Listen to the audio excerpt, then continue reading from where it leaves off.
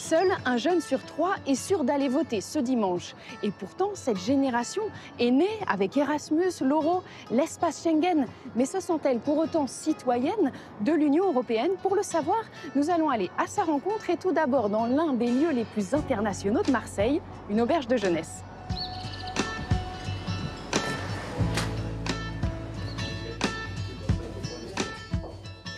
Melvin, vous vous sentez européen? Aujourd'hui, oui. Pour l'instant, oui. Surtout avec cette atmosphère internationale dans cette auberge. Pensez-vous que ce soit des élections importantes? Oui, vraiment. Je pense que la réponse globalement pour l'Union européenne, c'est que les grands problèmes, nous devons les résoudre ensemble. Je le trouve hyper important de voter. Et moi, j'ai déjà voté par lettre. J'ai fait beaucoup des échanges en Europe et comme ça, je me sens plutôt européenne qu'allemande.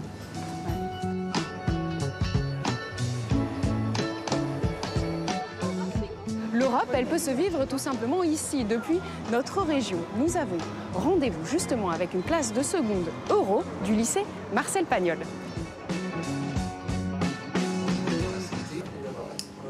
Me llamo Teo, soy en clase de espagnol en historia. C'est sur la liberté d'information, ça aussi? Oui, c'est la carte qui est là. L'Union européenne a été créée après les guerres pour justement faire la paix entre les pays. Bon, au départ, il n'y avait pas beaucoup de pays, je crois qu'il y en avait 6. Avoir la paix entre les pays, c'est important, je trouve. Je pense qu'on est plus proche des Espagnols qu'avant. Et grâce aux réseaux sociaux, je pense qu'on a créé un petit lien qui pourrait peut-être, dans le futur, un peu plus s'améliorer et peut-être créer encore plus d'amitié. Cette citoyenneté européenne, on essaie un petit peu de la diffuser au travers d'idées, au travers du voyage, au travers des activités que l'on peut faire, parce qu'on travaille aussi sur l'histoire de l'Espagne, on essaie de voir autre chose que les problématiques franco-françaises. On essaie et ça, c'est intéressant pour eux, je trouve.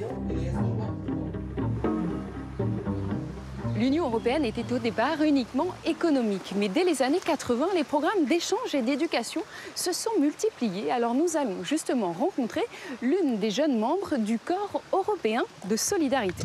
Dehnen die Schultern nach außen, okay? So, außen. Das dehnt den Brustkorb. Okay? Ok. Bonjour, je m'appelle Annika, j'ai 18 ans, presque 19. Et du coup, cette année, je fais un service volontaire européen. Je soutiens les profs d'allemand et aussi la section euro, bien sûr. Pour moi aussi, c'est super parce que je peux découvrir la culture française.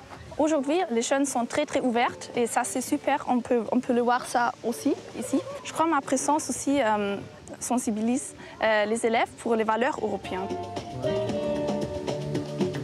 Ce sont des élèves qui ont vraiment une immersion importante dans la culture germanophone. C'est très facile pour eux, dès qu'ils ont le nom de leur correspondant, ils le contactent sur les réseaux sociaux. Enfin, pour eux, c'est vraiment pas un problème. Et je pense qu'ils se conçoivent globalement comme des citoyens qui iront faire une partie de leurs études à l'étranger ou qui iront travailler à l'étranger. Auf die Plätze, fertig, los, Nummer 7. Il est aujourd'hui facile pour les jeunes dans notre région de tisser des liens, des amitiés, des amours par-delà les frontières.